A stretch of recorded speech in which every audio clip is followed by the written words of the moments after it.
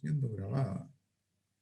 Les recuerdo que habíamos comenzado con el encuentro del sábado pasado hablando de los inicios de un acompañamiento. Sobre todo el centro de la presentación fue el encuadre, el acuerdo básico entre la persona acompañada y su acompañante. Hoy día, miren, ya en el título viene señalado el componente de la fe. Por si alguien quedó con una impresión errónea el sábado, esto no es pura técnica. Esto no es una sesión terapéutica. Nuestro ministerio de acompañamiento espiritual se centra en una relación creyente, en que una persona creyente con otra juntos buscan la voluntad de Dios y ayudan a escuchar el acompañante a la otra persona, a escuchar la voz de Dios que se manifiesta y a responder a esa voz de Dios con una vida íntegra que incluye todas las dimensiones de la vida. Hoy día vamos a trabajar muy particularmente cómo acompañar a alguien que lleva ya un tiempo viniendo a hablar a tu oficina y donde emerge en contextos pastorales la dimensión del seguimiento de Jesús y el Dios en quien creemos. Hablando de ese Dios en quien creemos, les quiero invitar a comenzar dialogando con Dios sobre nuestra experiencia de fe y cuando acompañamos. Miren, el título de esta oración es Ayúdame, Señor, a mantener la perspectiva. A veces uno sutilmente dirige el acompañamiento hacia ganancias secundarias que no son propiamente tal el ministerio al que hemos sido llamados. Y por eso vamos a pedirle a Dios, focalízanos en lo esencial. Te invito a comenzar con unos segundos de silencio en que cierres tus ojos y te invito a recordar a una persona que durante estos últimos meses ha venido a tu oficina, sobre todo aquella que viene en angustia, en búsqueda, en necesidad, y que hoy quisieras ofrecer este taller por su crecimiento, por su manera de procesar el dolor, por su búsqueda.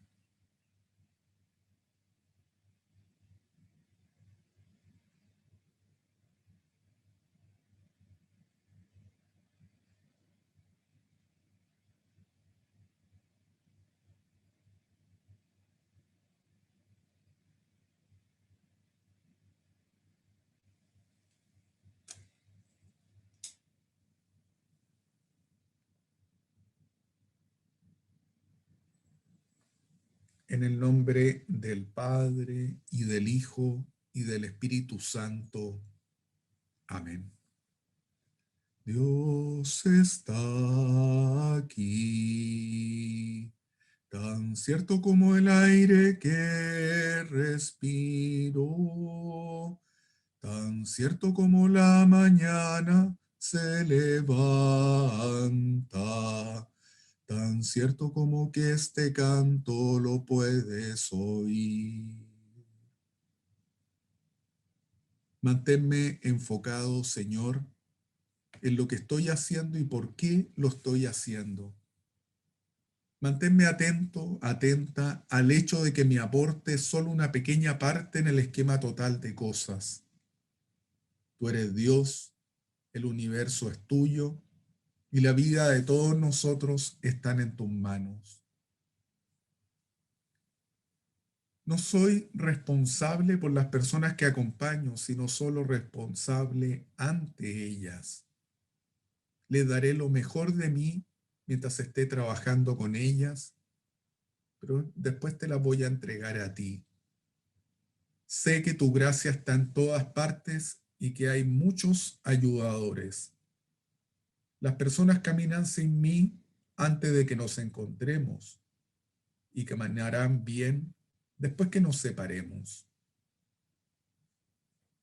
Manténme atento, atenta al hecho de que no necesito tener respuestas para ellas, Señor. Las respuestas están dentro de ellas y solo puedo asistirlas en darlas a luz.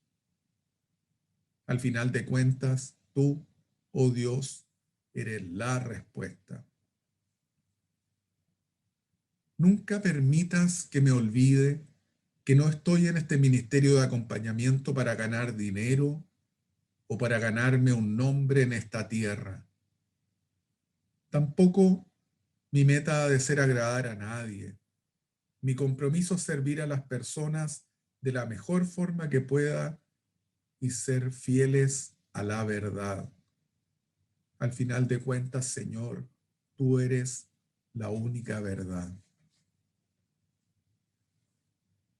No permitas que en este ministerio me ponga grandilocuente o hiperresponsable. Cuando este servicio se ponga demasiado pesado para mí y solo desee dar un paso a un costado, solo hazme con tu ayuda una persona que ame mucho, que sepa pronunciar palabras útiles y sea feliz de caminar al costado.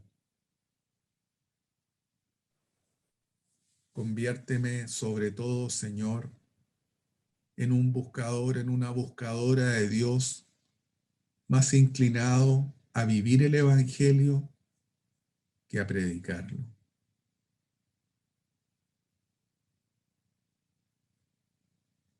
Amén.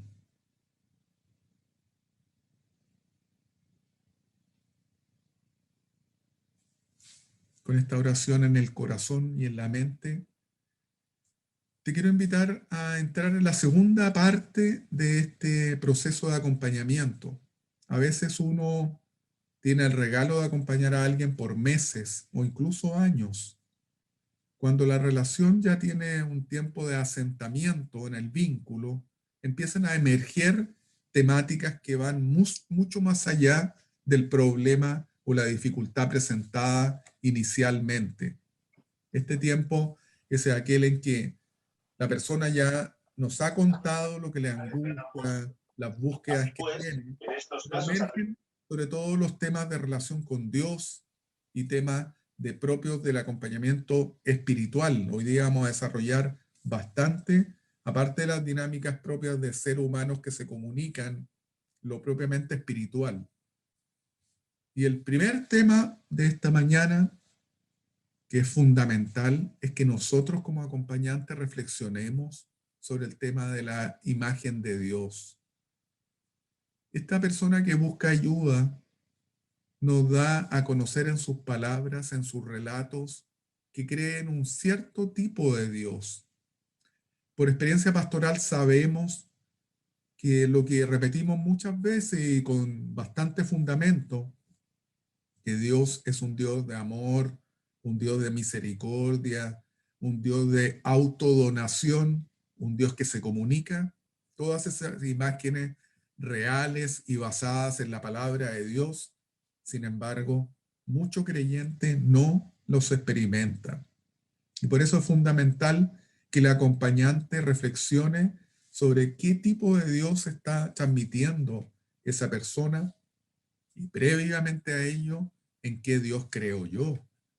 No siempre nosotros transmitimos nuestros discursos religiosos, nuestra homilía, en la manera en que hacemos catequesis, la imagen de un Dios tierno, cercano y misericordioso. A veces vamos marcando el camino en la dirección de un Dios exigente y cobrador. Por eso quisiera, con un material que le voy a enviar a Marcelo para que comparta con ustedes, voy a invitarle a que podamos reflexionar sobre las imágenes de Dios. Solo algunas. En realidad, uno podría proyectar un sinnúmero de imágenes de Dios, pero hoy día quisiera reflexionar sobre algunas, solamente unas tres que son como fundamentales. Pregunta, ¿qué se está viendo en la pantalla? Un Word con imágenes de Dios. Ah, perfecto. Miren, primer contraposición o dos polos de la fe. Es posible que nuestro acompañado nos transmita la imagen de un Dios castigo, donde está mirando siempre el error, el pecado, un Dios que está dispuesto al castigo, a la condenación, un Dios que nos provoca miedo.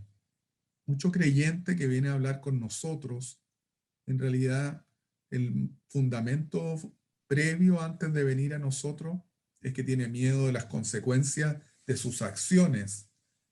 Un Dios que nos invita a estar siempre como con temor de qué va a ocurrir. Miren esto de la pandemia. ¿Cuántos discursos pastorales hemos escuchado que son en la línea del temor? Por algo nos pasó esto. ¿Qué señal nos estará diciendo Dios que nos estábamos portando mal? Un Dios que invita a que uno genere culpa. Y ciertamente un tema muy espiritual y doloroso y también psicológico son las dinámicas de culpa que se provocan en nosotros. Dios que nos impone un modelo de ser. Hay una sola manera de ser cristiano. El niñito bueno, la niñita buena, el cumplidor, fiel y estricto de normas. Entonces, mis buenas obras en esta imagen son prueba de que mi fe es auténtica. No es la motivación una respuesta amorosa al amor recibido de Dios, una vida auténtica de entrega, porque primero hay un gran Dios que ha sido primero bueno conmigo. No, aquí lo importante es mostrar resultados al Dios que está siempre alerta, observando caídas. Miren en el costado de la derecha cómo se evangeliza esta imagen del Dios castigo. Larry, ¿Sí, Marcelo? preguntan si puedes agrandar un poquito el texto o darle un poquito más de... Le doy un poquitito más. Le Para, diré los para nosotros los viejitos. la presbicie. No sabéis cuánto te entiendo. Se puede colocar pantalla completa en la presentación. No te pongáis sofisticado. ¿No se ve bien ahí? El Dios de los talentos. El Dios que invita a mirar lo recibido y a darlo generosamente. Pero cuidado con transformar la imagen de la parábola de los talentos en un Dios terrorífico que siempre está esperando dones. Miren en la mitad ahí de la hoja, Dios no amenaza a nadie. Dios se alegra con mi vida, se alegra con lo que yo traigo. No quiere inducir culpas.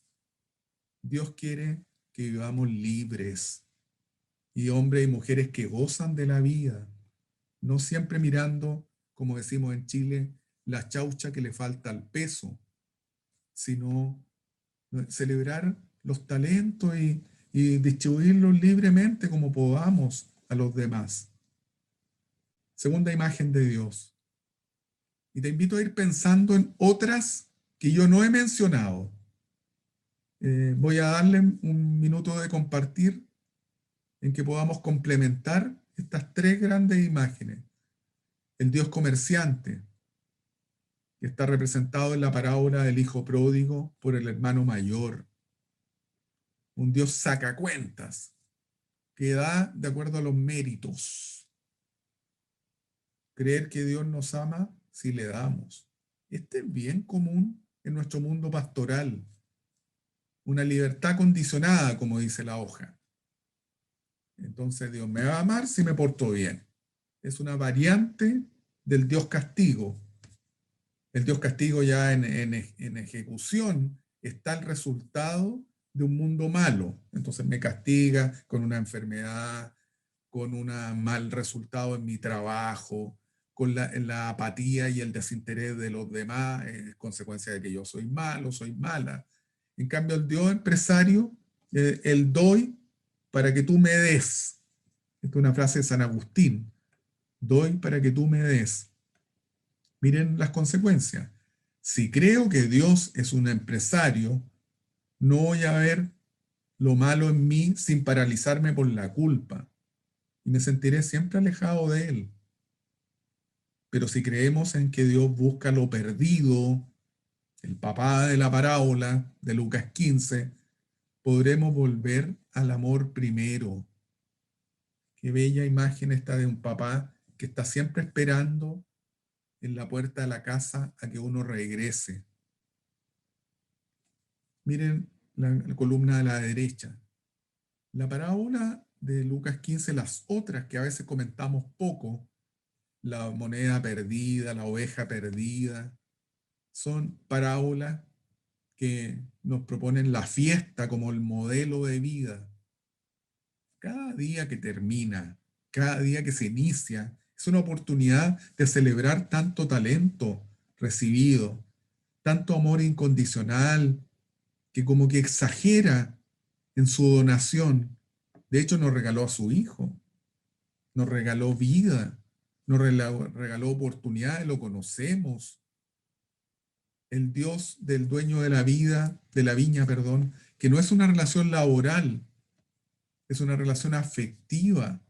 Somos su propiedad. Esta es la imagen muy Antiguo Testamento, muy veterotestamentaria de un Dios que tiene una alianza con su pueblo. La alianza fundamentada no en la obediencia, sino una alianza de ternura. ¿Se acuerdan ustedes los textos de Isaías 49, de Oseas? Todo el libro de Oseas, una relación afectiva entre Dios y su pueblo. Un Dios del fariseo y el publicano que nos pone ahí en la doble perspectiva. ¿Le tenemos miedo y o nos sentimos que somos mejores que los demás? Un Dios donde no hay competencia entre hijos, como ocurre en la parábola del Padre Misericordioso, donde los malos reciben castigo y los buenos reciben premio. En fin, esta hojita se la voy a mandar. Estoy simplemente tomando conciencia con ustedes sobre posibles imágenes. Tercera imagen, el sufrimiento que le gusta a Dios. Este tiene mucha vigencia hoy día con la crisis sanitaria. Este es un castigo de Dios, o lo que sucedió malo es para que yo me convierta, para mi bien. Es terrible manipular culpas en nosotros creyentes, fomentar una resignación pasiva ante el mal. Todos lo sabemos y lo hemos experimentado. Al mal hay que luchar contra él. No quedarnos resignados simplemente aceptando el curso de las cosas. Dios como causa de todo es un fundamento creyente, pero un Dios que prueba, que castiga, un Dios que tiene un hilo de toda la vida y me controla como si fuera una marioneta. Como dice ahí la hoja, Dios es mucho más que causa. Dios es sentido. Esa es la noción cristiana de la vida. Un norte, como dice San Alberto Hurtado, la vida ha sido dada para gozar, para buscar a Dios, la muerte para encontrarlo y la vida eterna para gozarlo. La visión cristiana es lineal. Vamos al corazón mismo de Dios con la vida. Y por otro lado, aparece en la columna de la derecha el Dios de los que sufren. No es un Dios terrible, destructor como en Sodoma, sino el Dios que dice, vengan los que están cansados, agobiados. Mateo 11, 28 al 30, porque yo soy paciente y humilde de corazón. Miren con letras gigantes, Dios no quiere el mal. Dios no quiere el sufrimiento de su hijo, ni de ninguno de sus hijos e hijas. Un Dios que lucha contra el sufrimiento, por algo hacía milagros en Jesús, por algo se desvivió. Es una imagen muy bíblica de los evangelios. Jesús como el desvivido por su pueblo, que vino a sanar, que vino a darlo todo, que sufrió, que entiende nuestro sufrimiento, que no tuvo temor ante el sufrimiento, sino que confió y confió, como lo refleja la carta a los hebreos. Y podemos terminar, que esta es bien común también, un Dios pasivo, un Dios corazón de abuelito, que como que es complaciente, si uno se porta bien, si uno se porta mal, En el fondo a Dios no le importa tanto, porque Dios como que vive allá en una nube distante. Este es un Dios a quien en el fondo no le importamos. La frase, Dios me ama así como soy, tiene algo de resignación. Sirve para justificar tibiezas, para que el pecado no cambie y quede enraizado en nuestra historia social, colectiva, comunitaria. Cuando uno cree en un Dios reino de Dios, el que nos vino a proponer Jesús, nos está invitando a construir con él una realidad distinta, donde nos unimos con otros en una tarea colectiva de transformación de la realidad. Un Dios que es padre y madre, como dice la columna de la derecha. No aguachento, medio mal enseñador, como un abuelito que hace que uno se ponga caprichoso. No, un Dios que me invita a mirar la realidad con fortaleza, con debilidades, las mías, las del prójimo, y a ponernos misericordiosamente al servicio de la transformación de esas realidades de pecado. Dios, por tanto, que me ama frágil, que no busca mi perfección, que siempre está atento a ser, como decía una carta del Papa Juan Pablo II, rico en misericordia, una expresión paulina, rico en misericordia, un amor gratuito, con lechas gigantes, un Dios de la misericordia, que siempre me está invitando a la conversión. Por eso podremos decir que Dios es padre y madre. A veces subrayamos poco la dimensión femenina de Dios, pero en la palabra aparece mucho.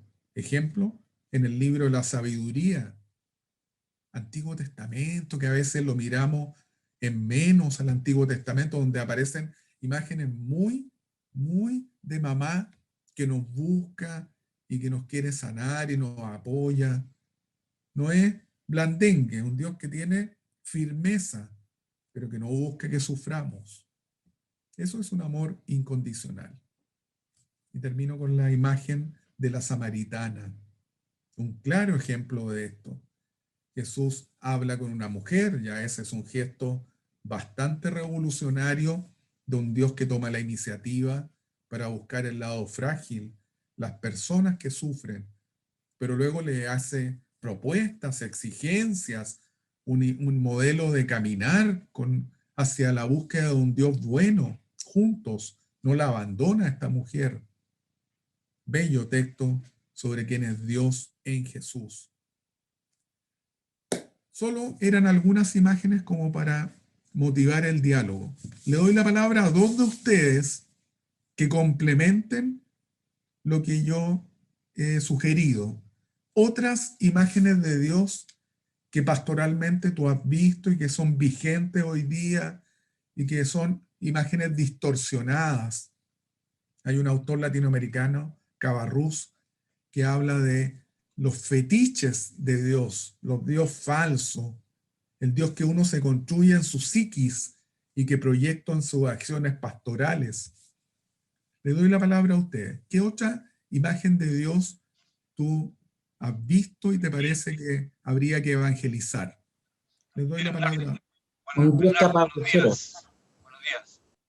Buenos A mí días. me surgió un poco más ampliado el concepto mirando a Jesús. Me recordaba el tiempo de los hippies y un Jesucristo con la paz, con el dedo del signo de la paz, y que mueve muchos pensamientos y que le pone esas características de lo que ellos vivían en ese momento. Y también en tiempos más de guerrilla, un Jesucristo también con un arma. Entonces también mueve mucho colectivamente los pensamientos se van surgiendo. Esas dos cosas que me surgieron.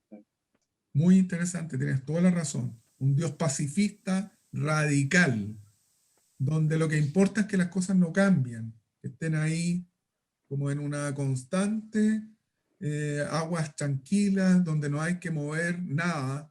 Y el otro extremo que tú nos dijiste, un Dios que quiere cambiar todo a fuerza de metralleta y cambios radicales, donde el proceso humano paulatino, sistemático, progresivo, no se respeta, sino que viene un autoritarismo de imponer cambios abruptos en la comunidad o en cada uno de nosotros.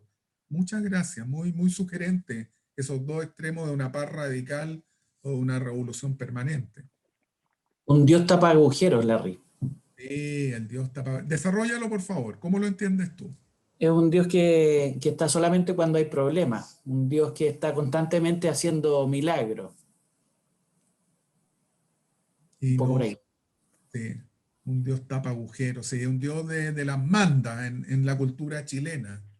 Un Dios al quien solo me acuerdo de él y él se acuerda de mí cuando hay problemas. Entonces voy al curandero o el tapa agujero cuando tengo un agujero.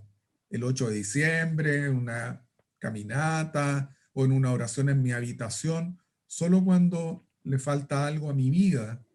Pero no el Dios de lo cotidiano, el Dios que está siempre alimentándome, un Dios de relación tierna, sino, como tú bien lo dices, un Dios alambrito a quien recurro para que me logre encajar los aspectos menos logrados de la vida. Padre, La última, la voz femenina cierra. padre, Sí. a mí me encanta el Dios de la boda de Caná, que celebra, se alegra.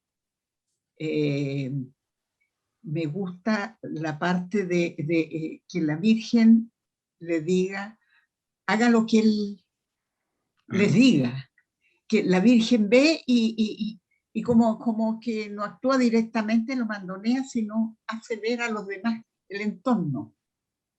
Y por otro lado, la actitud de la Virgen lo veo como mujer de diácono, que se da cuenta de las necesidades y manda el codazo despacito. Atina, atina. Así, despacito, ojo con esto. No tan despacito a veces, ¿eh? Quisiera Nos vamos a agregar proyectar- algo más. Vamos a proyectar aquí las relaciones esponsales, por favor. Ese es para otro taller. Hoy día vamos a trabajar la imagen de Dios con el acompañado. Larry, Sí, quisiera agregar algo, Larry. dale. Ana María acá. Sí, porque me hizo eco, debe ser porque soy abuelita, porque ya soy abuela, el Dios abuelito que está como ahí, en lo negativo, por el Dios permisivo, porque la verdad es que el abuelo, hoy día nos toca ser abuelo de mucha crianza muchas veces, y ese abuelito, ese Dios que aparece como abuelito no me resuena como tal, sí me resuena como permisivo, un Dios permisivo. Muy bien, muy bien. ¿Se dan cuenta cuando uno, El Dios revolucionario. ya lo habíamos comentado, Guillermo, con, Ya. con el contrapuesto al Dios de la paz radical? ¿Y el Dios moralista? Es una variante de lo mismo que está acá arriba. El Dios moralista es el Dios que está siempre con la moralina castigándome. Si llego al estándar que Él me exige, y si no lo llego, viene el garrotazo. El Dios zanahoria versus garrote. La enfermedad vista como castigo. El bienestar como premio. Un Dios que está constantemente ahí en el tira afloja. Bueno, yo les quiero invitar a que ¿Se puede este considerar, tema, perdón, perdón, como el Dios autoritario también, el Dios castigador? sí, muy profundamente autoritario. Un Dios que está En la siempre misma línea. mirando lo que no responde a sus obsesiones. Un Dios bastante pegado en el hacer y poco en el vivir. Entonces, esto es clave en el acompañamiento. Mucho cuaderno, amigos y amigas, mucho cuaderno en que uno escriba. Vaya, esta persona a quien escuché hoy día me transmitió la imagen del catequista. Y sin embargo, pareciera que cuando habla de sí mismo y su vínculo con Dios, describe un Dios castigador, pasivo, distante o abuelito, como decía Ana María recién, donde no miramos esta verdadera imagen de Dios que Jesús la vino a enrielar, evangelizar y proponernos cómo es el verdadero Dios, el Abba, de que él vivía y con quien dialogaba. ¿Cómo reconozco la imagen de Dios? Es fundamental ser un buen oyente de metáforas. Cuando uno dialoga, no solamente hace un discurso muy lógico, muy pensado, sino que usa imágenes. Y nuestro pueblo sencillo, especialmente, es muy de imágenes metafóricas. Te voy a poner un ejemplo típico. Sabes que he estado rezando durante este último mes y en realidad me siento que estoy como metido dentro de una barca donde todas las olas están como sumergiendo de a poco la barca. Parece que tengo en mi barca muchos forados en este tema laboral, el forado familiar. Pastoralmente las cosas han sido difíciles porque no estamos haciendo encuentros presenciales, como que el bote se me llenó de agua. Cuando alguien te dice una imagen como esa, es tiempo de decir con tu mano, paremos un poco. Oye, qué buena imagen usaste, la imagen de la barca. A ver, coméntamela mejor. ¿Tiene mástil? ¿Tiene mástil la barca? ¿Quién es el mástil de tu vida hoy? ¿Hay un timón? Naturalmente uno diría, Dios es mi copiloto, Dios es el dueño de la barcaza y solamente soy yo un colaborador. ¿Es verdad? ¿En qué medida Dios está dentro de la barca o está durmiendo, como ese texto de Jesús en Mateo 14? ¿Cómo está Dios ahí en la barca? Oye, ¿esa barca tiene redes? ¿Cuántos peces tiene la barca? Como la imagen de Lucas 5. ¿Estás dentro de la barca como no pescando nada? ¿O hay algún pez más chico, más grande? ¿Cuáles son los peces que alimentan tu vida? Podríamos hablar 2 horas de una imagen de barca. ¿Te fijas cuando alguien menciona algo muy simbólico? Decirle, ¿podemos hacer un alto? Comentemos eso que acabas de decir. Una frase clásica es, algo se murió en mí. ¿Algo se murió en ti? Cuéntame más. ¿Qué se murió? ¿Cómo se murió? ¿Está todavía patalea un poco o está plenamente muerto? ¿Qué rol juega Dios en esa muerte? ¿Es el Dios de Jesús que resucita? ¿O tú crees que Dios es pasivo y no hace nada? Comentemos sobre esa frase tuya. Algo se murió. En un diálogo pastoral y sobre todo de acompañamiento, estas metáforas no hay que dejarla irse. Tal vez la memorizas, dejas que la persona siga hablando, pero después de algunos minutos le dices, déjame hacer una síntesis. Hace varios minutos atrás usaste la imagen de un desierto. Dijiste que tu vida es como cuando fuiste a conocer el desierto de Atacama. No hay vida. Comentemos más. ¿Realmente qué te está ocurriendo en la vida que tú crees que es un desierto? Y también cosas lindas. De repente alguien te dice, ha sido tan bonito este último mes que es como un banquete. Y uno le pregunta, oye, ¿en el banquete hay más invitados o estás solo, comiendo solito, así como el gigante egoísta? ¿Hay más gente? ¿Qué música hay en el banquete? ¿Qué música ha ido articulándose en tu vida este último mes? Oye, en el banquete, ¿quién sirve? ¿Sirves tú? ¿Te sirven? ¿Sirves con otro? El ser humano, amigos, amigas, es profundamente metafórico. Usa imágenes bonitas, simbólicas, se da a conocer a través del símbolo. Miren lo que vamos a celebrar mañana o esta tarde en tu parroquia virtual, muchos de nosotros. Mira esta imagen de Corpus Christi. ¿Qué más real, presencia real, decimos los católicos, de Jesús en la Eucaristía, pero a través de un símbolo potente, un símbolo cotidiano, un símbolo que se parte, que se reparte? Cuando uno acompaña espiritualmente, estas imágenes son muy llenas de sentido y vale la pena jugar y expresar allí lo que está en el corazón del ser humano. Recuerda, solo tenemos acceso a la vida íntima de alguien si ese alguien lo verbaliza describiendo lo que realmente ocurre. Y un modo de comunicación profundo son las metáforas. Y la gran metáfora de Dios con nosotros es su palabra. Su palabra. Amigos, a diferencia de un psicólogo, de un trabajador social, lo nuestro es la palabra de Dios. Yo creo que a veces tenemos oportunidades perdidas que vale la pena retomar. ¿Se acuerdan? Hace unos pocos años, el año de la palabra de Dios. Yo siempre pensé era el año de los acompañantes espirituales en la pastoral. Porque, ¿qué usamos nosotros como herramienta? No tenemos el manual de diagnóstico y respuesta psiquiátrica que tiene un psicólogo o un psiquiatra. Lo nuestro es la palabra de Dios, aquí en la mano y en el corazón y en el verbo, en la palabra que se comunicó a mí en Jesús y que yo libremente comparto con mis acompañados.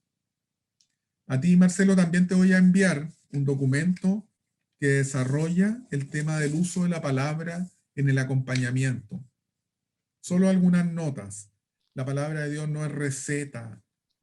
No es receta, no es que tú prescribas, igual que un doctor.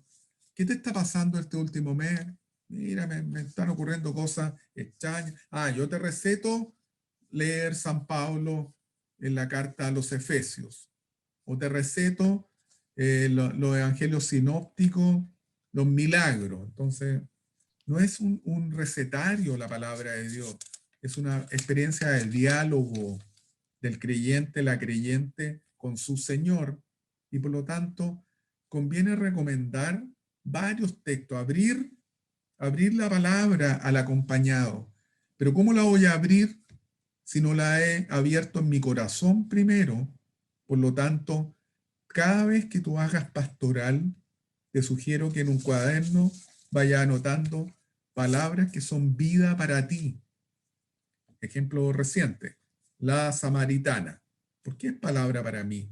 Porque me sugiere un Dios que toma la iniciativa, un Dios que acompaña la vida real, un Dios que va más allá de los prejuicios y que aunque los samaritanos no se hablaban con los judíos, Jesús rompe estructura e invita al encuentro. Ya, voy a anotar aquí en mi cuaderno la samaritana. Pero también me encontré el otro día en la liturgia dominical con un gran texto paulino que nunca había tomado conciencia de él. Por ejemplo, aquel bonito y bello Dios lo que quiere es mi bien, pero a veces yo no hago el bien que quiero, sino hago el mal que no quiero. Uno se va acostumbrando a encontrarse con estas palabras significativas, la anota, ese texto me puede servir para el acompañamiento, y va haciendo su propio repertorio. Y ciertamente para ayudar a orar, la importancia de los salmos, lo que ustedes como clérigos rezan en la liturgia de las horas. A veces te va a pasar una mañana que saboreas un salmo y uno pocas horas después tiene un acompañamiento y uno dice, vaya, esto podría ser útil para la historia que estoy acompañando. Lo sugiero, lo muestro. La persona luego elige seguir esa ruta o no, pero creo que es importante enriquecer nuestro repertorio de Sagrada Escritura. Y en el material que les voy a enviar con Marcelo aparecen distintas propuestas de cómo utilizar sanamente la Escritura, no de manera inductiva, obligando, sino abriendo perspectivas. Y Dios se comunica a través de esa palabra. ¿Te ha ocurrido a veces que uno escucha el Evangelio dominical y uno dice, mira, esto me da esta imagen, esta impresión?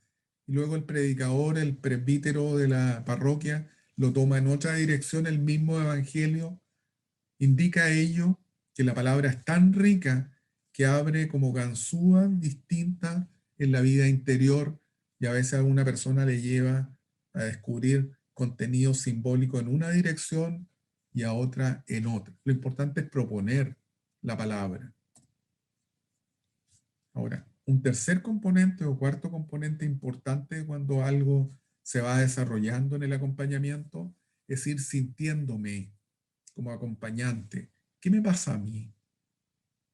Porque el mejor tesoro que tengo es mi propia vivencia interior. Aquí hay algo afectivo que se despierta cuando uno acompaña y también algo cognitivo, las cosmovisiones, la visión de la vida cuando uno acompaña. Un ejemplo contextual de ahora. Estamos a porta en una semana más de segunda vuelta de gobernadores en distintas regiones. Estamos en un tiempo políticamente muy movido. Estamos con una situación de inestabilidad global por una pandemia. Cuando yo acompaño no llego neutro. Ninguno de nosotros somos neutros. Soy un ser humano que ama, lucha y que busca construir como todo ser humano, pero no llego allí entonces como una tabula rasa, dirían los latinos, como algo que no tiene contenido. Yo tengo sentimientos. Hay cosas que me alegran cuando las escucho, otras me provocan una profunda tristeza, porque yo también las vivo o las anhelo. Entonces, cuando acompaño, tengo que darme cuenta y reflexionar por qué evité hablar de algo cuando me lo propuso un acompañado. ¿Qué me pasó? ¿O por qué algo me provocó ira? Ejemplo de ello es cuando tu acompañado critica a la iglesia o critica algo pastoral de lo cual tú formas parte. ¿Sabes qué? Reflexionando sobre ese acompañamiento me doy cuenta que mis reacciones fueron a la defensiva. Me enojé o me callé y dejé que la persona hablara durante 15 minutos, 20 minutos, porque en el fondo yo estaba molesto, porque algo no me gustó. Tomar nota, convertirme, dialogar con un tercero. El próximo sábado ustedes van a trabajar la supervisión en el acompañamiento. Este contenido que está ahí en la última línea alude a lo que ustedes van a desarrollar. Cuando uno acompaña, se despiertan distintas emociones en uno. Es importante verbalizarlas con Dios, con mi acompañante espiritual y con mi supervisor. Tenemos tres ayudas. En el caso de un diácono o de la esposa de un diácono, hay que mantener el anonimato de lo que uno escucha en su oficina, pero también ayuda a compartir sobre lo propio. ¿Sabes? Le puedes contar a tu esposa o a tu esposo. ¿Sabes? El otro día, escuchando a alguien, da lo mismo que de quién se trate, me sentí profundamente confundido. No hallé qué decir. Me quedé callado, me sentí impotente. La persona lo está pasando tan mal que me sentí como un transmisor de algo hueco y no hallé cómo entregar esperanza. Me sentí como torpe. Háblalo con esa persona que te ama y que vive en tu hogar. Dialógalo con tu acompañante, esa sensación de sentirte impotente. Digo, con alguien que tiene experiencia mayor acompañando personas, que se llama supervisor y que lo van a desarrollar el próximo sábado. Hay sentimientos que no se pueden olvidar y que es importante trabajar para ser mejor acompañante. Y también mi idea. Yo tengo una idea de iglesia, una idea de país, una idea de mundo, una idea de quién es Dios. Verbalizar eso y siempre creer que yo como creyente puedo madurar mejor mi fe a través de los servicios pastorales que hago. Voy a hacer un alto aquí, tal vez pueda haber comentarios o preguntas, porque estos cuatro temas de imagen de Dios, uso de metáforas, la gran metáfora del creyente que es la Sagrada Escritura, mis sentimientos y mis ideas son temas claves del acompañamiento. Ustedes tienen la palabra.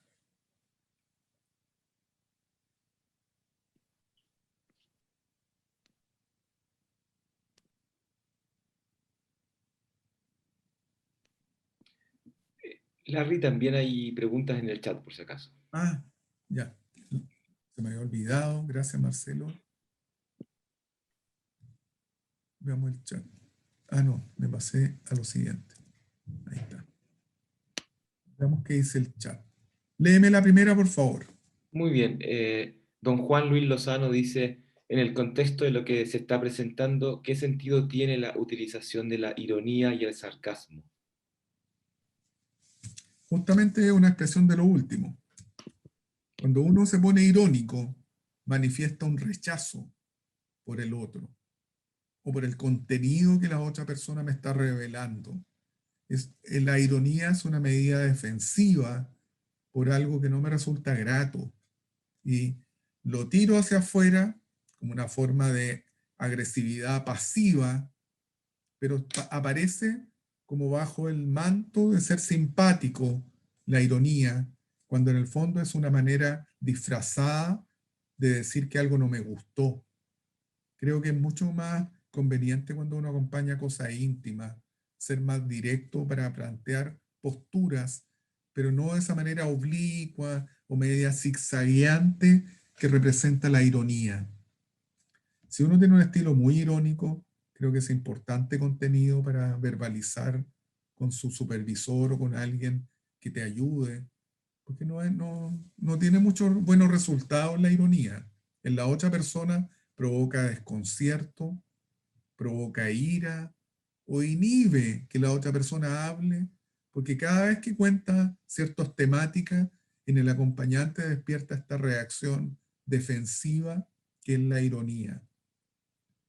En resumidas cuentas, no te recomiendo como modo comunicativo muy útil la ironía. Más bien, creo que tenemos que apaciguarla y reservarla para otros diálogos, para la vida familiar, con moderación, por supuesto, porque también provoca rechazos en nuestro entorno. En el mundo pastoral, mirar la ironía como un mecanismo que no ayuda mucho tampoco, menos en las comunicaciones de Zoom o estos métodos audiovisuales que hoy día estamos trabajando, porque creo que esta comunicación, cuando alguien es muy irónico, se complejiza mucho más porque no estamos presencialmente. Uno a veces la ironía no la capta a través de una pantalla. Distinto es que se ve en el cuerpo, que uno está bromeando o tonteando cuando uno se ve, pero solo con esta comunicación de mis hombros hacia arriba, a veces no se perciben bien la ironía, y ciertamente tenemos que mirar que hay personas que les dificulta estos modos comunicativos cuando no entienden la ironía. Es mejor usar un lenguaje más franco y directo y no zigzagueante, como dije. Gran tema, ¿eh? Te agradezco que lo hayas dicho. Segunda pregunta, Marcelo, o comentario.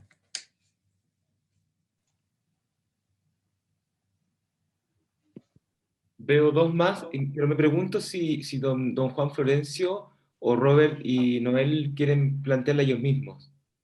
Gracias, Marcelo. Ya, Marcelo. Robert. Muy bien, Robert. Larry, en el proceso del acompañamiento a uno como acompañante se le generan muchos sentimientos, o sea, en relación a lo que el acompañado le va diciendo. ¿Qué tanto uno debe expresarlo? Porque en el caso personal mío, a mí me cuesta mucho ocultar un sentimiento. O sea, si algo me provoca alegría, lo expreso. Si algo me provoca tristeza, también lo expreso. Y si me provoca rabia, también lo expreso. Entonces, ¿cómo controlarlo eso? Si se puede hacer. ¿O qué tanto se puede hacer? Qué buena pregunta, oye, te felicito. Que le des vuelta a ello, porque te has dado cuenta que la gente siempre dice, qué buena su pregunta. No, ahora lo digo sinceramente, es una gran pregunta. Yo con ustedes me pasa lo siguiente, que vamos a hacer 6 horas de trabajo, las del sábado pasado y esta.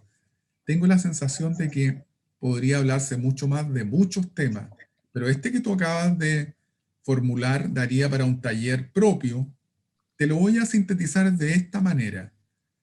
Cuando uno acompaña, es natural que a uno se le emerjan distintos sentimientos, pero la autorrevelación es una herramienta de diálogo de acompañamiento.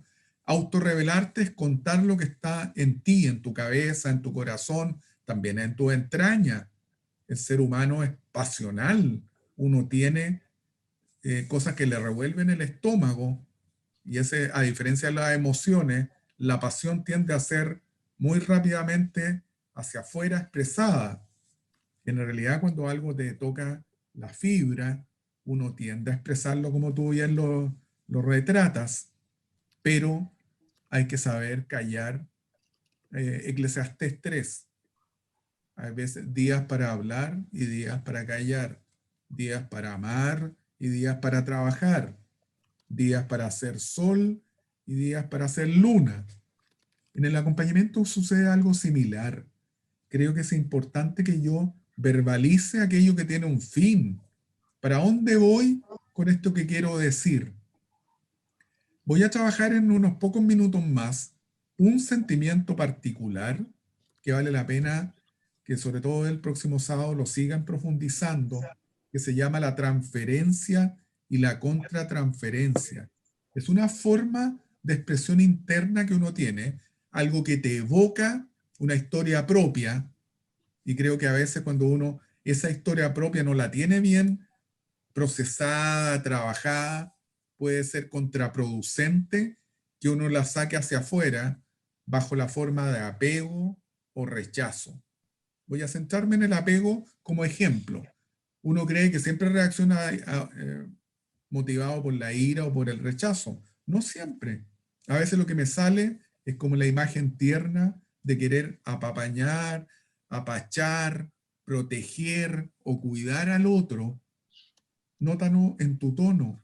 A veces uno se empieza a poner como en un tono más suave, como protector, como que la persona ojalá no me siga hablando de su dolor, porque me resulta tan incómodo que voy a calmarlo con un tono apaciguador, medio abuelito o abuelita, en el mal sentido de la palabra. Es importante que me dé cuenta que me generó dentro de mí este relato, porque a veces mi tono refleja que yo estoy en una actitud de protección o de apego a la otra persona. Apego en el sentido de cuidar de que no sufra. Y por no sufrir, le impido que saque los contenidos emocionales que están dentro de él o de ella. Creo que, comentando lo tuyo, que cuando alguien siente algo como acompañante, uno tiene varios segundos para pensar cuál va a ser mi siguiente reacción. Si digo esto que me está pasando, ¿qué busco con ello? ¿Hacia dónde va la dirección de este diálogo? Porque a veces uno termina imponiendo a veces puntos de vista, sobre todo emociones, por su reacción demasiado instintiva. Creo que a veces hay que escuchar mucho más de lo que uno comunica. Escuchar mucho y ser cauto en contar la historia propia. Ah, sí, a mí me pasó también. Yo cuando comencé en la parroquia me ocurrían estas, y terminamos hablando 18 minutos de lo que me pasa a mí en lugar de escuchar. Creo que a veces en el mundo pastoral, y sobre todo acompañando, somos demasiado verborreicos, muy buenos para la palabra, y hay que hacer crecer más la oreja. En fin, yo creo que este tema es tan grande que podríamos, como dije, Padre Larry, abrir un taller. aquí en esta relación, Bernardo, en esta relación de acompañante y acompañado, aquí yo me gustaría que pudiera explicar a lo mejor una diferencia entre lo afectivo y el amor. Porque para mí muchas veces lo afectivo produce como una cierta esclavitud. No le voy a decir esto porque se va a sentir mal, o esto, ¿entiendes? Pero el amor muchas veces va más allá, pasa por esas cosas. Ahora, supuestamente que no es decir y así de una forma violenta decir las cosas, pero me gustaría que hubiera una diferenciación entre lo afectivo y el amor, porque se genera justamente en la relación del acompañado un vínculo. Viene en el ejercicio que yo le envié la semana pasada, reflejo de sentimientos, viene el tema afectivo, lo voy a desarrollar con más calma en un par de minutos más. Pero sí, a priori, antes de trabajar el mundo afectivo y en comentario a lo que tú dices, Bernardo, recordar que el objetivo es que yo sea una contribución a esta persona, pero que no tengo que siempre decir todo lo que yo siento. Más bien hay que ser un modesto comunicador, yo creo, como acompañante, no imponiendo el caso propio, pero tampoco induciendo a que la persona sienta algo. Hay que respetar mucho. Lo vamos a comentar con más calma a propósito del mundo de los sentimientos que ya viene. Ahora avanzo. Larry, perdón, hay dos cositas más en el chat, no sé si ahora o más tarde las puedes ver. Formúlala y así yo sé dónde incluirlas, Marcelo. Dímelas Ya. por favor. Una es de Juan Florencio, dice, entendiendo el no dar recetas de la palabra de Dios, si el momento lo amerita, ¿cómo debería proponer una lectura bíblica? Y la segunda es de Álvaro. Habla de ser neutro. ¿A qué se refiere?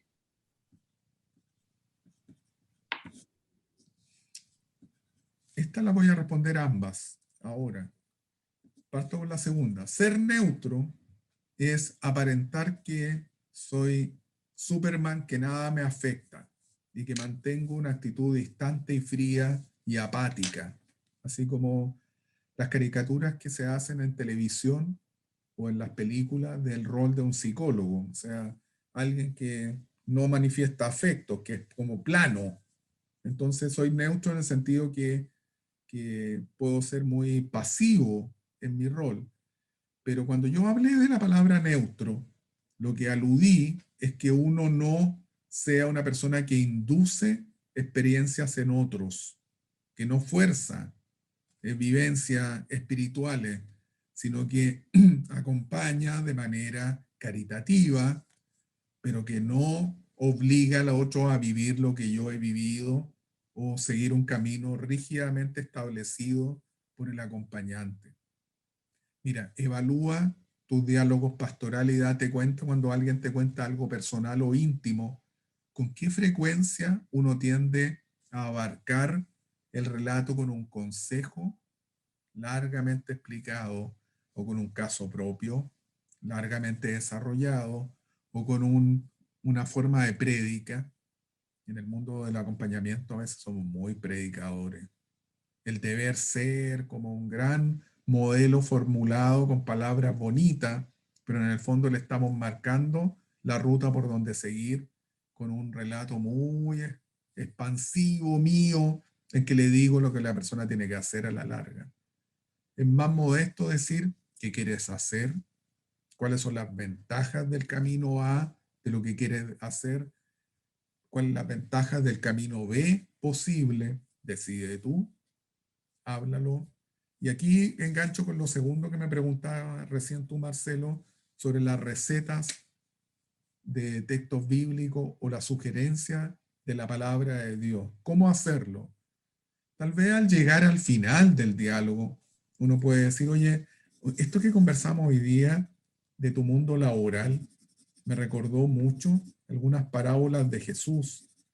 Te sugiero buscar en Lucas las parábolas en que Jesús está cerca de las personas que sufren. Porque me hablaste harto de colegas tuyos que lo están pasando mal. Te invito a ir tú con tu Biblia. ¿Tú tienes un Nuevo Testamento? Sí, sí tengo. Bueno, San Lucas, el tercer evangelista, búscalo y te invito a mirar cuando Jesús se encuentra con algo, cierra los ojos, imagínate que ese alguien es un colega tuyo. Y uno sugiere la palabra para que la persona ore. Es el fin de la palabra, un vehículo para que el creyente o la creyente se encuentre con su Señor. Uno a veces puede comentar lo que la misma persona te dice de la palabra. Por ejemplo, en medio de un diálogo, sabes que la homilía del domingo me llegó mucho. ¿Por qué? Porque esa imagen que salía del Antiguo Testamento, nunca me había dado cuenta lo buena onda que puede ser Dios con un ser humano. Así, porque me encantó eso de Oseas, de un Dios que se preocupa por nosotros, que aunque un padre, una madre te abandonan, yo nunca te abandonaré. Y uno dialoga sobre lo que la persona acompañada le resulta una apertura de contenido distinto, una forma distinta de vínculo con Dios. No hay una sola forma de usar la palabra, pero sí, cuando la usemos, que sea con objetivo de facilitar comunicación de él o ella con Dios. Esa es la finalidad, pero una comunicación abierta, no inducida o dirigida de manera obsesiva solo hacia aspectos parciales de lo que la palabra es, que es comunicación abierta entre el creyente y Dios. Por ahí, por ahí. Aunque en la hojita que les voy a mandar desarrolla mucho más lo que estoy apenas intuyendo con ustedes. Gracias por tu ayuda, Marcelo. Miren lo que dice ahí el PowerPoint. Cuando uno dialoga sobre temas importantes, empiezan a surgir resistencias. ¿Qué es una resistencia? Es el no querer hablar de algo o el negarme a entrar en una dimensión afectiva. Ejemplo, ¿esta persona habla de sus sentimientos negativos hacia Dios? ¿Es capaz de verbalizar temores? ¿O todo es, como ese dicho antiguo en la televisión, vamos bien, mañana mejor?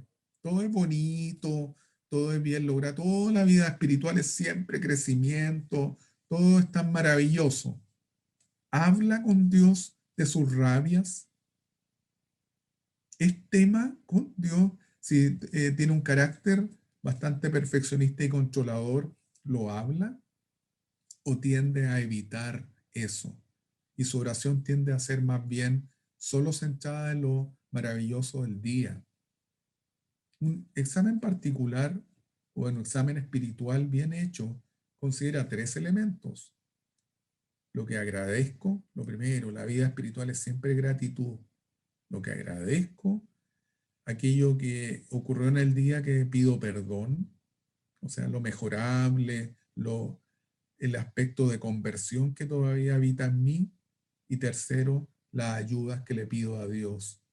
Agradecer, pedir perdón y pedir ayuda. Como un resumen de una vida espiritual más completa.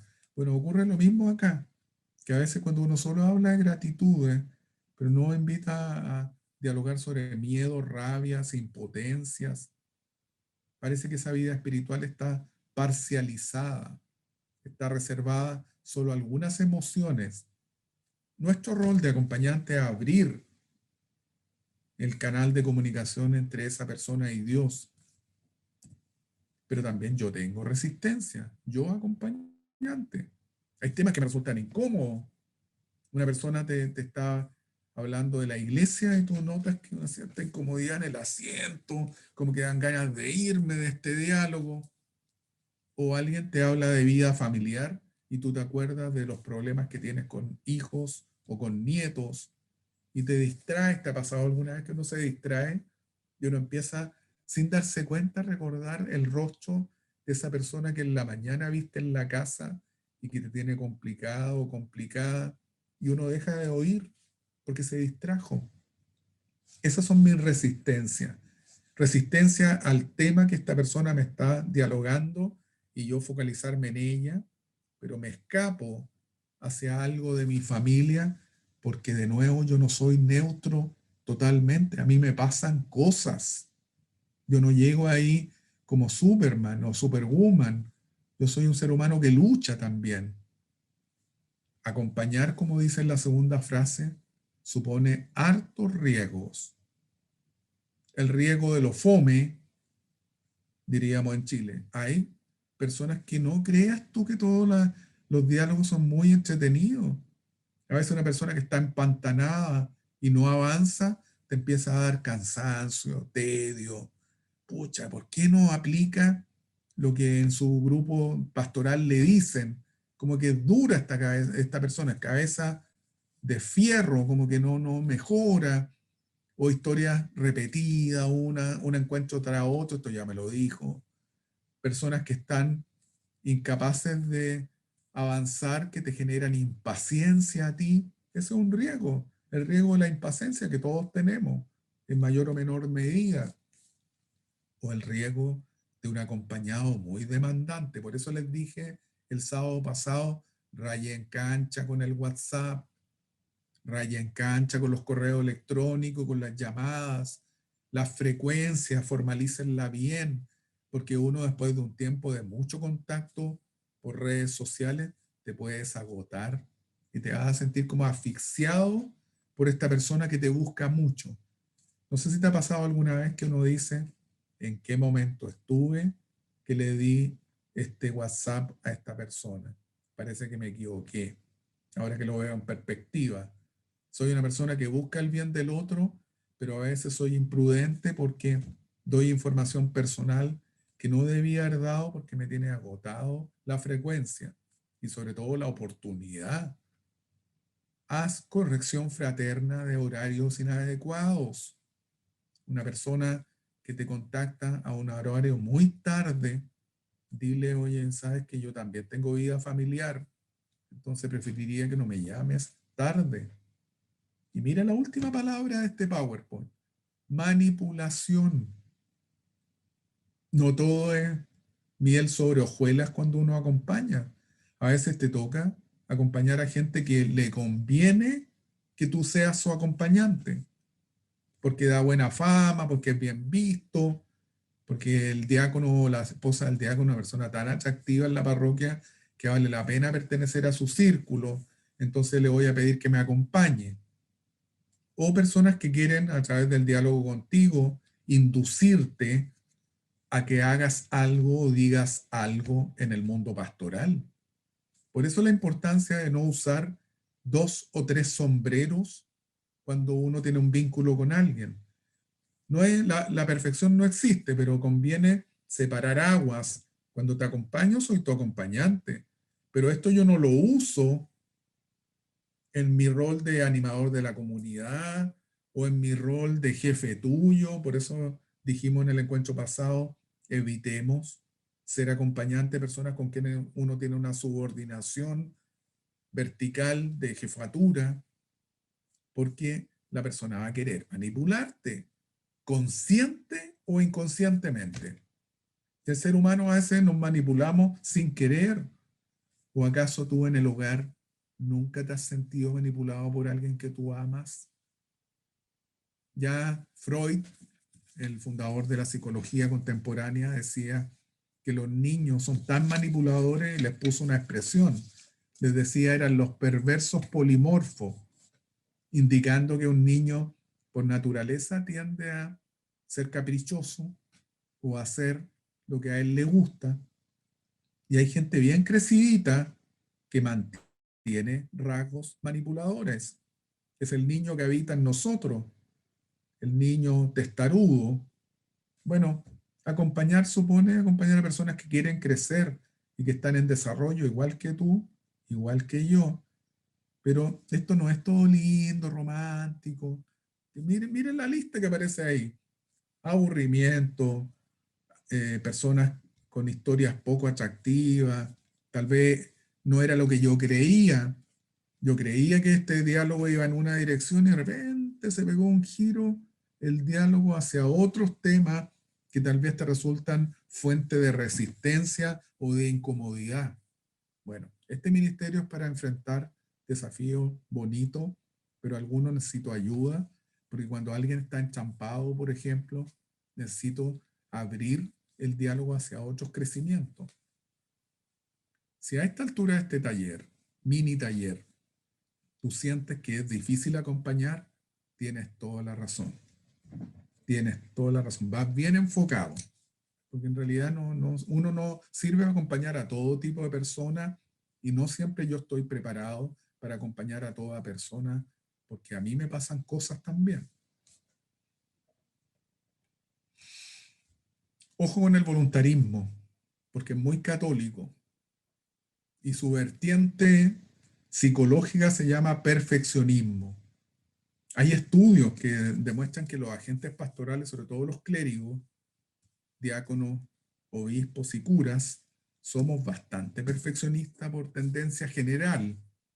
Entonces, mira lo importante que esto es cuando uno acompaña, porque el insistir en un modelo perfeccionista ayuda a crecer a la persona, pero cuando el ideal está ya muy lejos, puede fomentar la tristeza y la tensión.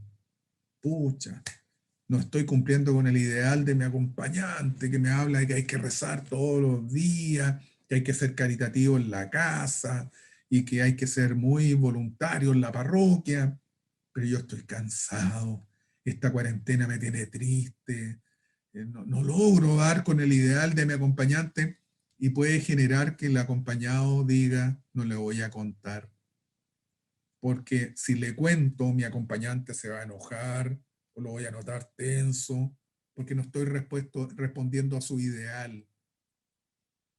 Miren, el mejor antídoto, ser un hombre o una mujer del espíritu.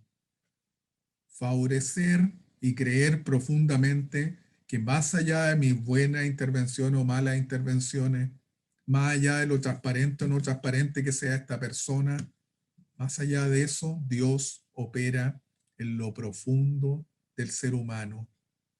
Y lo importante es que yo sea un humilde acompañante donde deje que la persona con el Señor se relacione.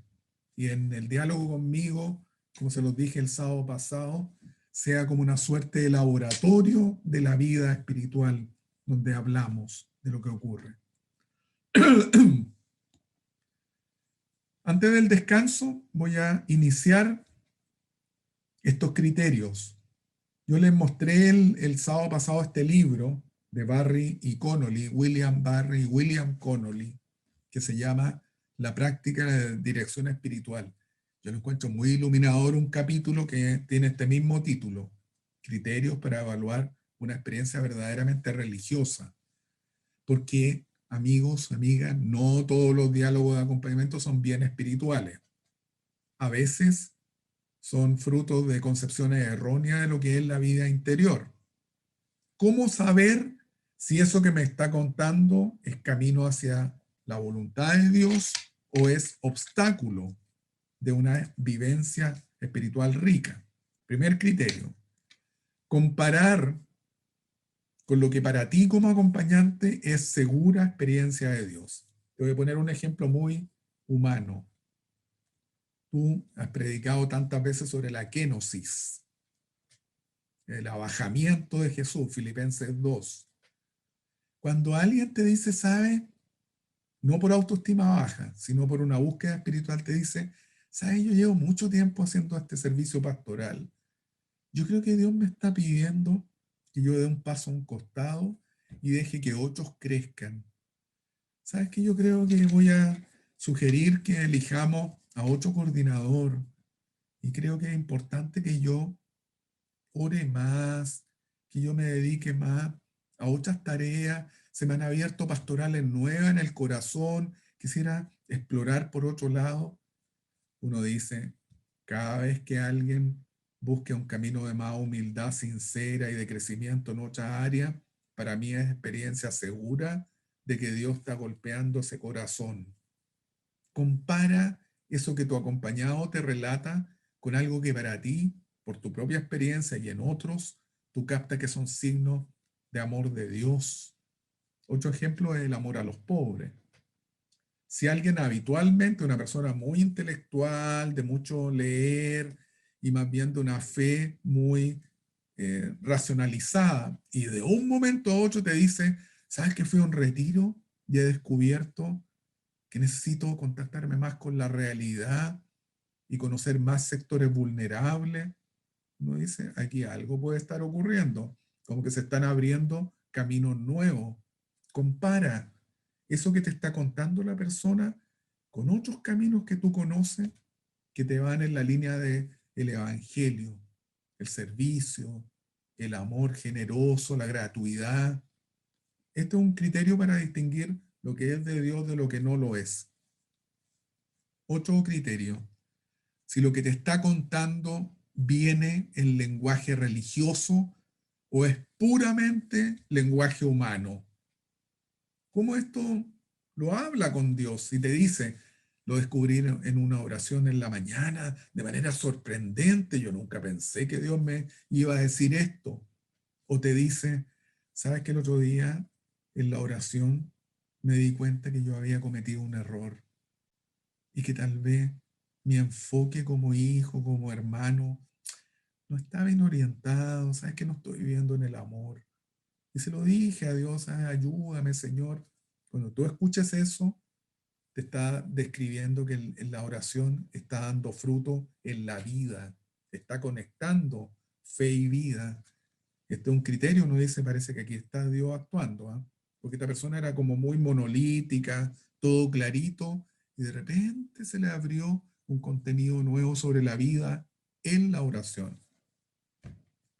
Un tercer criterio, no nos equivoquemos sobre la paz.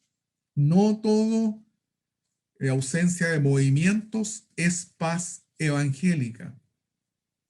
No es paz la ausencia de sentimientos fuertes. Todo lo contrario, uno puede experimentar una paz de fondo, una paz del corazón con aguas turbulentas por fuera.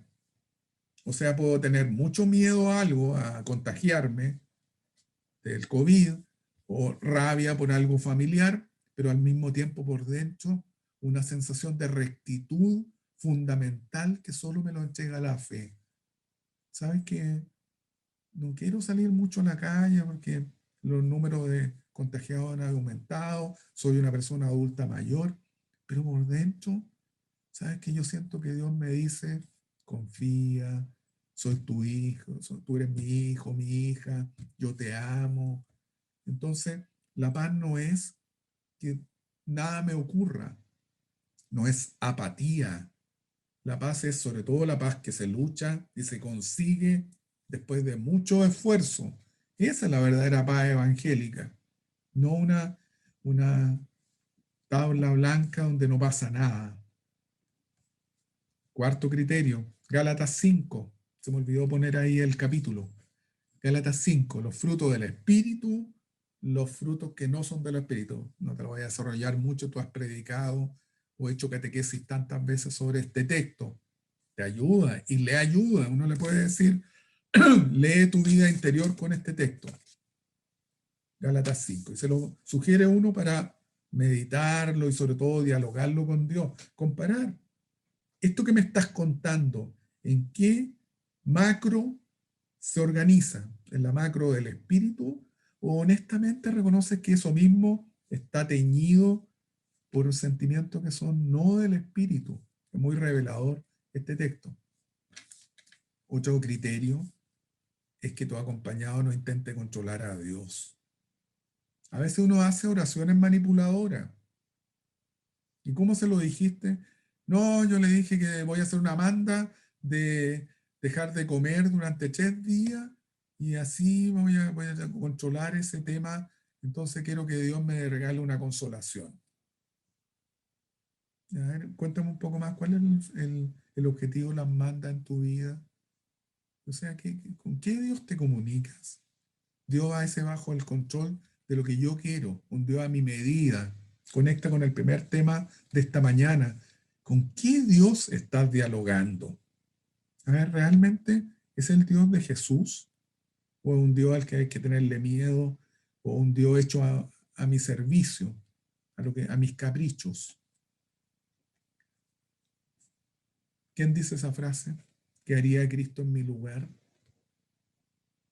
San Alberto Hurtado, ¿no? Ese es un gran criterio para evaluar si se trata de una experiencia religiosa o no. Eso que tú me estás contando, Jesús del siglo I venido al siglo XXI y puesto en tu hogar, en tu pega, ¿cómo hubiera actuado Jesús? No, en realidad ahora que tú me lo preguntas, Jesús tal vez tendría más paciencia que yo. O no, sabes que yo creo que Jesús le hubiera parado el carro como ese texto en que va a los mercaderes del templo o cuando habla con los fariseos, ¿sabes qué?